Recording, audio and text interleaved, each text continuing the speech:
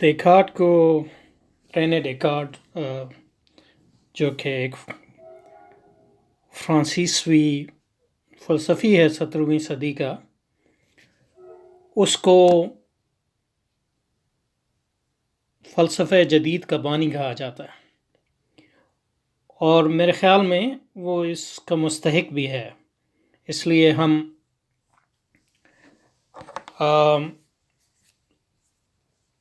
ڈیکارت سے ہی شروع کرتے ہیں، اور اس پر میں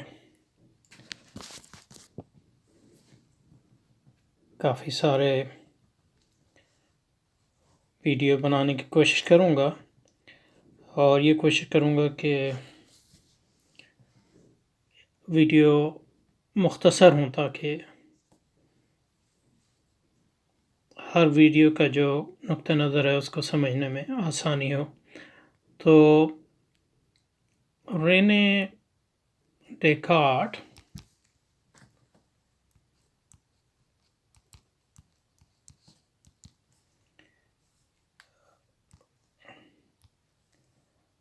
(1596) میں پیدا ہوا، اور اس کا انتقال 1650 میں ہوا، اور اس کو فلسفہ جدید کا بانی کہا جاتا ہے۔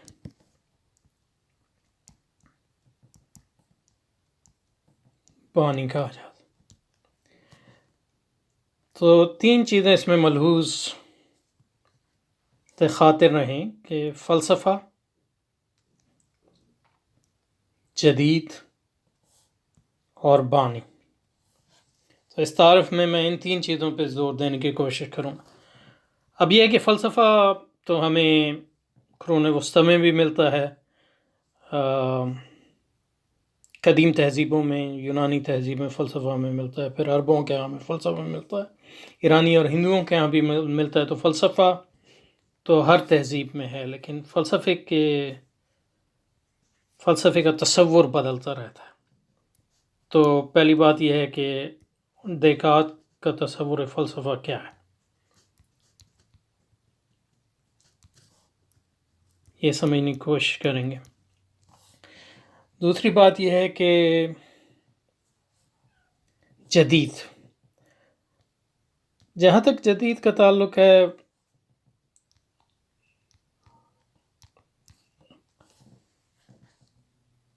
یہ کہا جاتا ہے کہ فلسفہ یونان سے شروع ہوا،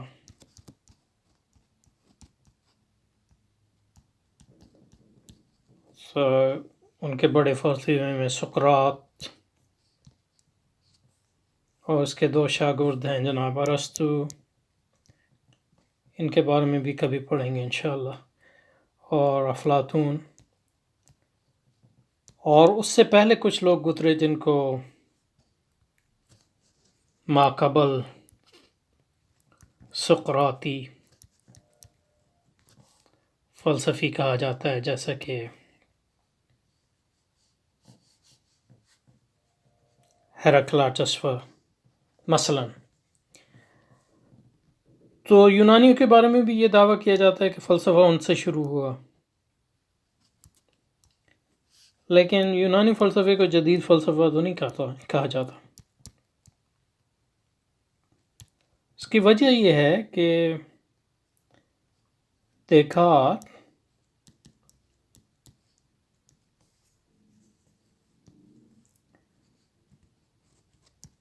اس بات کا مدعی تھا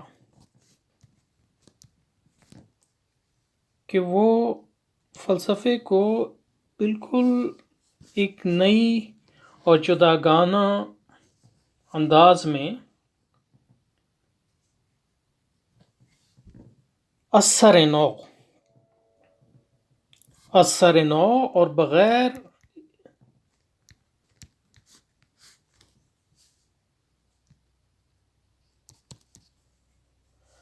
اثر نو اور جو اس سے پہلے آیا اس پہ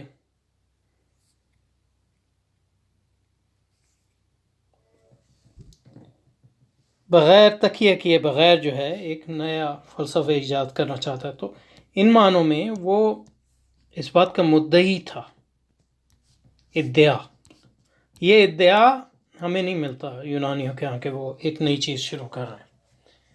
اس کا ادعا ہے کہ وہ ایک نئی چیز شروع کر رہا ہے.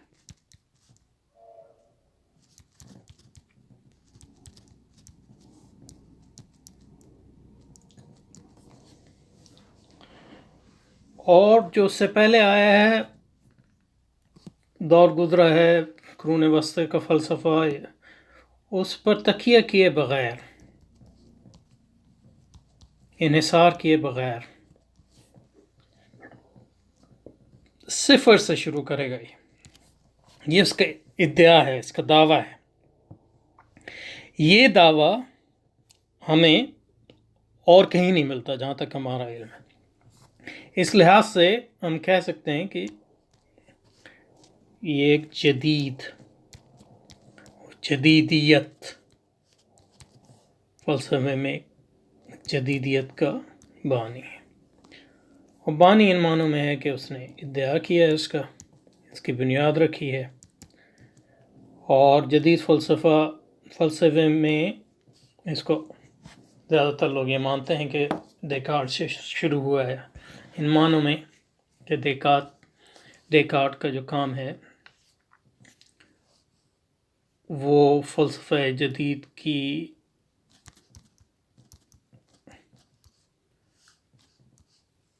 کا تصور پیش کرتا ہے. اور اس نے جن مسائل کو اٹھایا، وہ مسائل جو ہیں فلسفہ جدید کا مابہل امتیاز، یعنی جس کو انگریزی میں ہم کہتے ہیں ایسنس، جوہر ہے.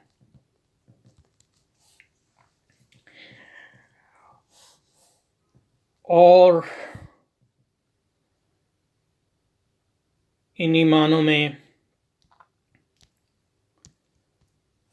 اسے فلسفہ جدید کا بانی کہا جا سکتا ہے. تو اس پر ہم بحث کریں گے.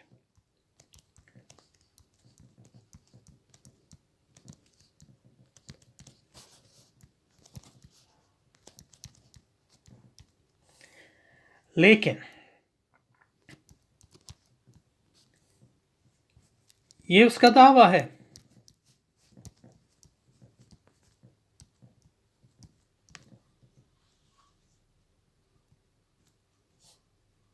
کہ وہ ایک نئی تحریک کا آغاز کر رہا ہے فلسفے میں، ایک نئے انداز کو ایجاد کر رہا ہے فلسفے میں.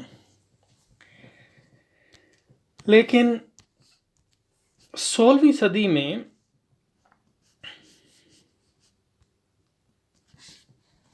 دیکارٹ جو ہے وہ 17ویں صدی میں، لیکن 16ویں صدی میں یورپ میں کئی تحریکیں ایسی گزریں،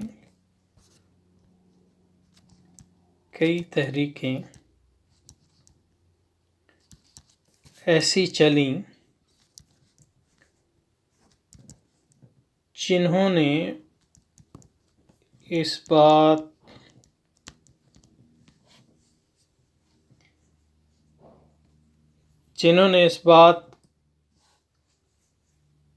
کو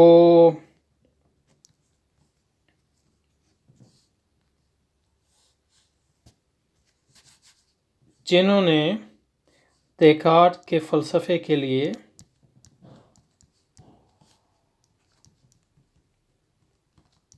یا اس کے خیالات کے لیے، دیکارٹ کے خیالات کے لیے راہ ہموار کی.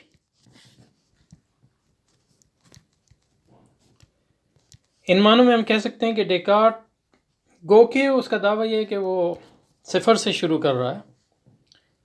16ویں صدی میں کئی تحریکیں ایسی تھیں جنہوں نے اس کے خیالات کی نشو و نما کے لیے، اس کی پیدائش کے لیے راہ ہموار کی. تو ان تحریکوں میں جو صفحے اول کی اور بہت اہم تحریک ہے وہ لوتھر کی تحریک ہے، مارٹن لوتھر.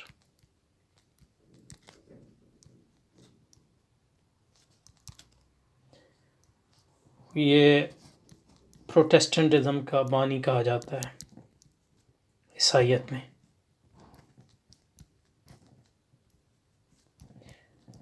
اس نے جو کیتھولک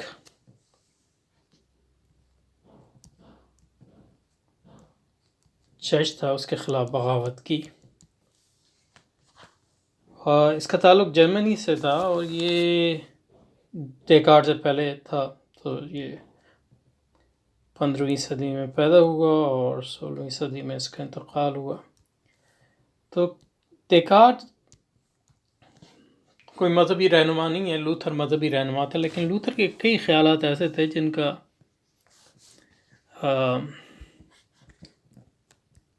ڈیکارٹ کے خیالات سے کافی جڑاؤ معلوم ہوتا ہے، اور لوتھر کے خیالات کی قبولیت اس بات کا سبب بنی کہ پھر ہم 16ویں صدی میں اور 17ویں صدی میں ڈیکارٹ کے خیالات کی پیدائش اور ان کے نشو و نما آسان ہو سکا. تو لوتھر کے کئی خیالات اہم ہیں، لیکن ڈیکارٹ کے خیالات کو سمجھنے کے لیے جو لوتھر کی سب سے اہم خیال یہ تھا، ان میں سے پہلا یہ تھا کہ ہر انسان اپنی عقل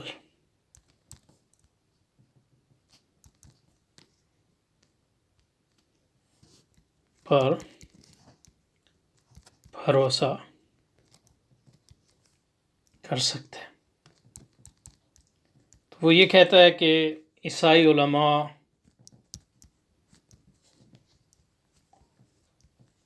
کی تربیت یافتہ عقل کو کوئی خصوصی اہمیت حاصل نہیں.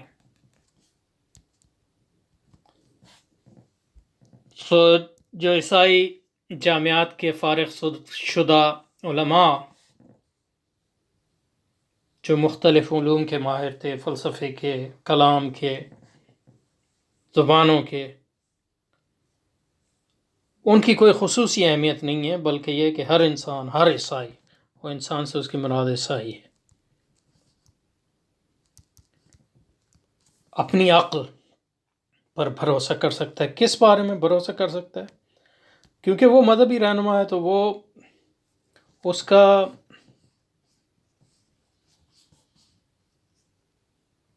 تھا انجیل اور اس کے دونوں عہد قدیم اور عہد جدید، یہ ان کی مذہبی کتاب ہے. اب کیتھولک چرچ یہ کہتا تھا کہ آپ کو بائبل، اس کو انگریزی میں بائبل کہتے ہیں، بائبل کو سمجھنے کے لیے عیسائی علماء کے علم کی ضرورت ہے. لوتھر نے یہ کہا کہ علم کی کوئی ضرورت نہیں ہے، کوئی خاص علم کی ضرورت نہیں ہے، بائبل کو ہر عیسائی اپنی عقل سے سمجھ سکتے. اس لیے آپ نے سنا ہوگا کہ اسی لیے اس نے بائبل کا جرمن زبان میں ترجمہ کیا.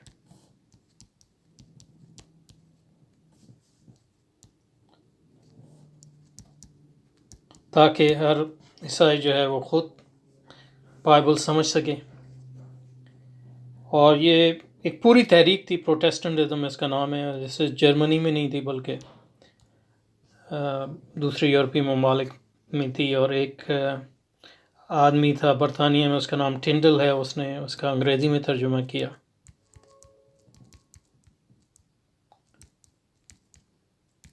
اور ٹنڈل نے کہا کہ ایک عیسائی نوجوان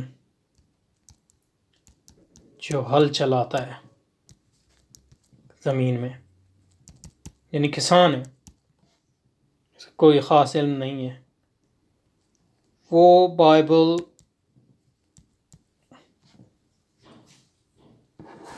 اپنی عقل استعمال کر کے اس طرح سمجھ سکتا ہے جس طرح ایک عیسائی عالم سمجھ سکتا ہے۔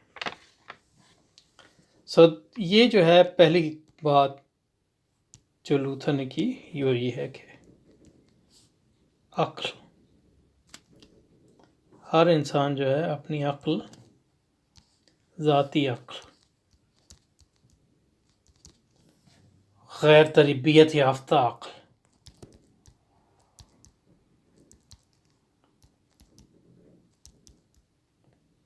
کو استعمال کر کے بائبل کو سمجھ سکتا ہے، انجیل کو سمجھ سکتا ہے۔ اب ڈیکارڈ نے بھی کچھ اسی قسم کی بات کی، لیکن اس نے مذہب کے بارے میں نہیں کی، اس نے کہا فلسفے کے لیے بھی آپ کو خاص تربیت یافتہ عقل کی ضرورت نہیں ہے، بلکہ آپ اپنی عقل کو استعمال کر کے فلسفہ کو ہر آدمی سمجھ سکتا ہے، فلسفے کی تحقیق مسائل کو سمجھ سکتا ہے۔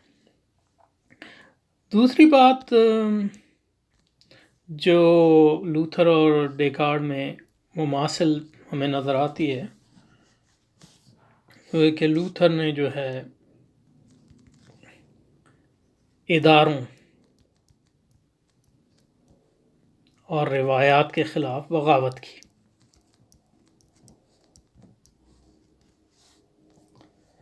تو لوتھر نے جو ہے کیتھولک چرچ کے خلاف بغاوت کی، اس کے نظام تربیت کے خلاف بغاوت کی، اور ان اداروں کی روایات کے خلاف بغاوت کی، اور کہا کہ یہ ادارے جو ہیں ہمیں ان کی کوئی خاص ضرورت نہیں ہے، اور ہر عیسائی جو ہے اپنی عقل محض اور انجیل سمجھ کر اپنی زندگی کو جو ہے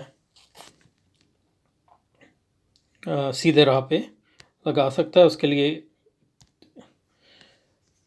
کیتھولک چرچ کے اداروں کی ضرورت نہیں ہے، اس کے انتظامی اداروں کی ضرورت نہیں ہے، اس کے تعلیمی اداروں کی اور ان کی روایات کی ضرورت نہیں ہے۔ اسی طرح ڈیکارٹ بھی ہے، اس نے کہا کہ فلسفے کو سمجھنے کے لیے جامعات میں جو فلسفہ پڑھایا جاتا ہے اس کی کوئی ضرورت نہیں ہے، اس کی روایات کی کوئی ضرورت نہیں ہے، بلکہ ہر انسان جو ہے اپنی عقل کو استعمال کر کے اداروں اور روایات پر انحصار کیے بغیر جو ہے فلسفے کو سمجھ سکتا ہے۔ تو یہ دوسرا ان کے خیالات میں توافق۔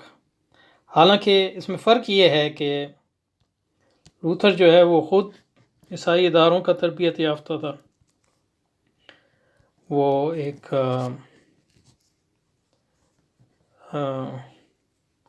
منک کو اردو میں کیا کہیں گے، زاہد دنیا، عیسائی زاہد، یہ جو خانقاہوں میں رہتے ہیں، عیسائی خانقاہوں میں، دنیا سے کوئی خاص تعلق نہیں رکھتے تھے، تو وہ ایک منک تھا۔ اور دوسری طرف وہ جو ہے یونیورسٹی کا پروفیسر بھی تھا، لوتھر استاد تھا، اور اس نے ڈاکٹریٹ لی ہوئی تھی عیسائی علم کلام میں، اور اسی لیے اس نے جو ہے، تو حالانکہ وہ عیسائی انہی اداروں کے پروردہ تھا، لیکن اس نے ان اداروں کے خلاف بغاوت کی، اور پھر اس نے لیکن ڈیکارٹ جو ہے وہ کہ عیسائی اداروں میں پڑھا تھا، لیکن وہ کسی ادارے سے وابستہ نہیں تھا، وہ یعنی کھاتے پیتے خاندان سے اس کا تعلق تھا، تو وہ نہ یونیورسٹی کا پروفیسر ہے نہ پادری ہے، وہ اپنے کھاتا پیتے خاندان سے تعلق ہے، وہ پاس کافی پیسے ہیں، تو یورپ میں گھومتا پھرتا ہے، اور زیادہ تر اس نے جو زندگی گزاری ہے اور کتابیں لکھی ہیں وہ فرانس کے باہر ہی لکھی ہیں، فرانس کے یعنی ہالینڈ میں زیادہ تر اس نے وقت گزارا ہے، وہیں اس نے اپنی اہم کتابیں لکھی۔ تو اس میں جو ہے فرق، دونوں نے اداروں کے خلاف بغاوت کی ہے، لیکن لوتھر جو ہے وہ ان اداروں میں کام بھی کرتا تھا، وہ ایک صوفی صافی عیسائی صوفی تھا، اور عیسائی خانقاہ سے اس کا تعلق تھا، اور وہ عیسائی جامعات میں پروفیسر بھی تھا، استاد بھی تھا، اور وہ ایک عیسائی عالم تھا۔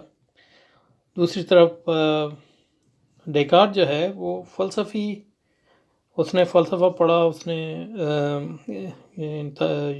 جامعہ میں پڑھا، لیکن یہ کہ نہ وہ کوئی استاد تھا، نہ وہ کوئی پادری تھا، وہ ایک عام آدمی تھا ان معنوں میں۔ اس نے جو اپنا فلسفہ بنایا وہ اداروں سے باہر اور ان کی روایات کے تابع رہے بغیر بنایا، اور یہی لوتھر نے بھی کیا، لیکن یہ کہ لوتھر جو ہے اس کا تعلق ان اداروں سے تھا، پھر جن اداروں کے خلاف اس نے بغاوت کی۔ اور لوتھر جو ہے، یہ بھی فرق ہے کہ لوتھر نے جو ہے پھر اپنا ایک چرچ بنایا، تو اپنا ادارہ بنایا، تو جو عالمگیر چرچ ہے عیسائیت کا، جس کو کیتھولک چرچ کہتے ہیں، اس سے بغاوت کی، اور اس نے اپنا ایک قومی چرچ بنایا جس کو پروٹیسٹنٹزم کہتے ہیں۔ لیکن ڈیکارٹ نے کوئی اپنا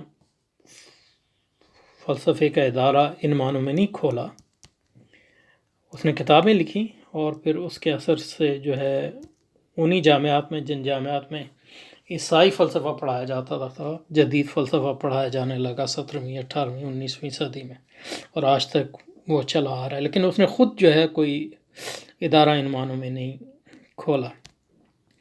اور ایک بات یہ ہے کہ لوتھر نے جو ہے عیسائی روایات کے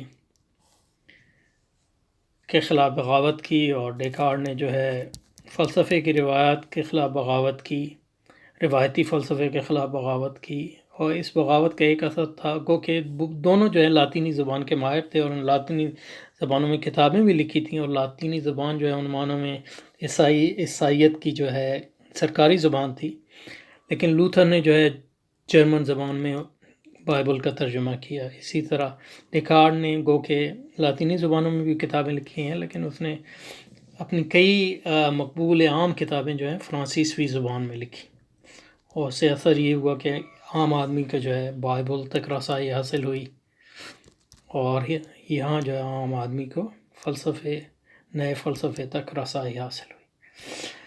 تیسرا اور اہم جو ان دونوں کے خیالات کا توافق اور تطابق ہمیں ملتا ہے، لوتھر نے بھی جو ہے بغاوت کی سرکار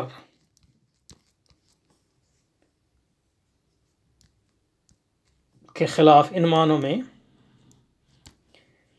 کہ جو لوگ حاکم تھے، جو لوگ غالب قوتیں تھیں، حکومتی معنوں میں اور علمی معنوں میں ان کے خلاف بغاوت کی۔ تو جو حکومت 16ویں صدی کی یورپ میں تھی وہ چرچ کی حکومت تھی، چرچ کی حکم کو مانا جاتا تھا، چرچ کی جو اتھارٹی کو ہے ایک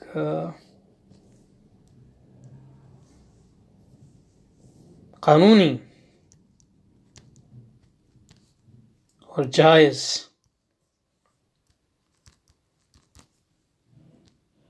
اتھارٹی مانا جاتا تھا، تو اس کے خلاف بغاوت کی لوتھر نے، اور کہا کہ ہم چرچ کی اتھارٹی نہیں مانتے، ہم اپنی عقل، عقل اور خدا. اور چرچ کہتا تھا نہیں، ہم عقل کی تربیت کریں گے، ہر عقل برابر نہیں ہوتی، اس کے ذریعے خدا تک. تو عقل ایک معنی میں وسیلہ ہے. اسی طرح جامعات میں بھی ہوتا تھا کہ فلسفہ پڑھایا جاتا ہے، تو آپ جامعہ میں فلسفہ پڑھاتے ہیں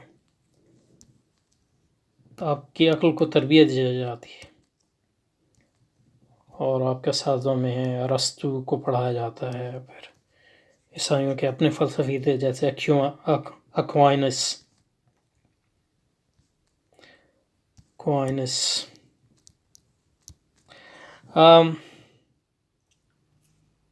تو تربیت یافتہ عقل کی ضرورت ہے. تو ڈیکارٹ نے اس کے خلاف بغاوت کی، ارسطو کے خلاف بغاوت کی، اور عیسائی علم کلام کے خلاف بغاوت کی، اور لوتھر کی طرح لوتھر نے جو ہے چرچ کے خلاف بغاوت کی. اور اس نے کہا اپنی عقل، دونوں نے یہی کہا کہ لوتھر نے کہا اپنی عقل،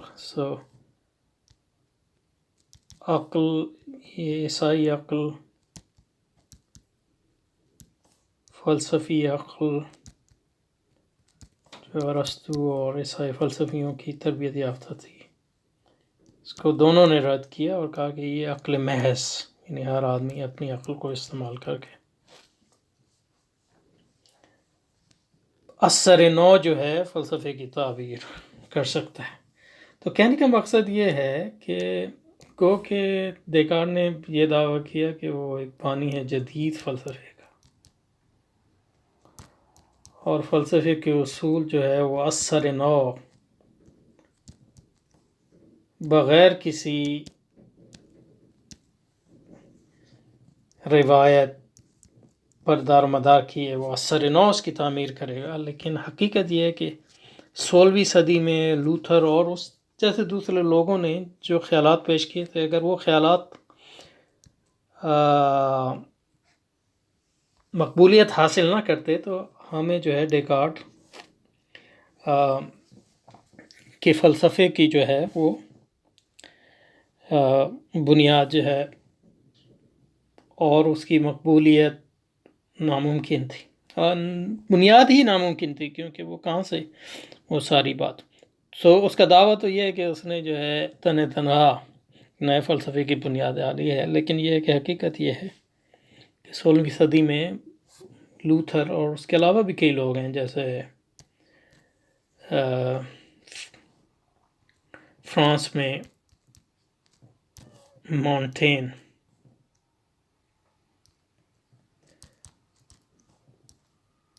یہ 16ویں صدی 1533 میں پیدا ہوا ہے اور 1592 میں اس کا انتقال ہوا ہے. اسی طرح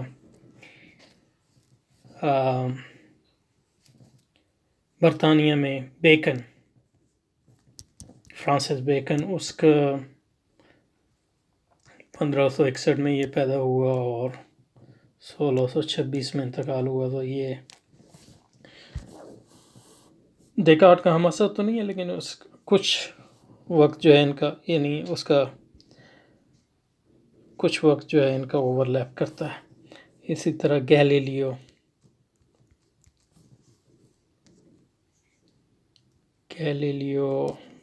جناب پیدا ہوا 1564 میں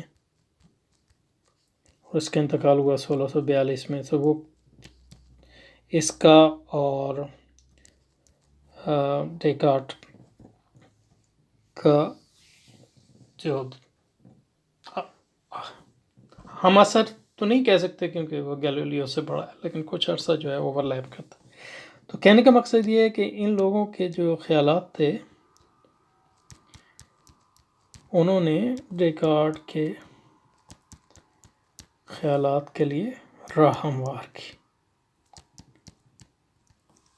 اور وہ خیالات میں نے بیان کیے. پہلا یہ کہ عقل محض، اور عقل محض سے ہماری مراد یہ کہ ہر انسان کی جو فطری عقل ہے، تربیت یافتہ عقل نہیں، فطری عقل، یہ پہلا اصول ہے. اور ہم دیکھیں گے اگلے ویڈیو میں کہ ڈیکارٹ کا بھی یہ پہلا اصول ہے۔ دوسری، اداروں اور روایات کے خلاف۔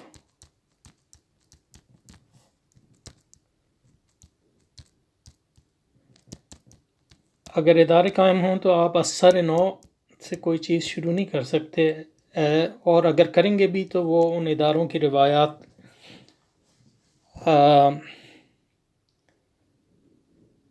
کے زیر اثر ہی ہوں گی، انہوں نے اداروں کی تہ بالا کر دیا اور نئے پھر ادارے قائم ہوں گے جو پرانے اداروں۔ اور تین کا ہم حاکمیت اور اتھارٹی کسی کی نہیں مانتے سوائے اپنی عقل کے۔ تو نہ عیسائیت کی حاکمیت مانتے ہیں، نہ ارسطو کی۔ ہم اپنی عقل پر انحصار کر کے جہان نو تعمیر کریں گے۔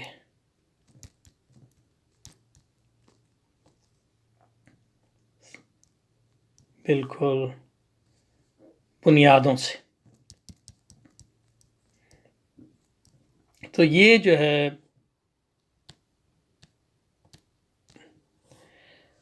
ڈیکارٹ کا پس منظر ہے اس کے فلسفے کا۔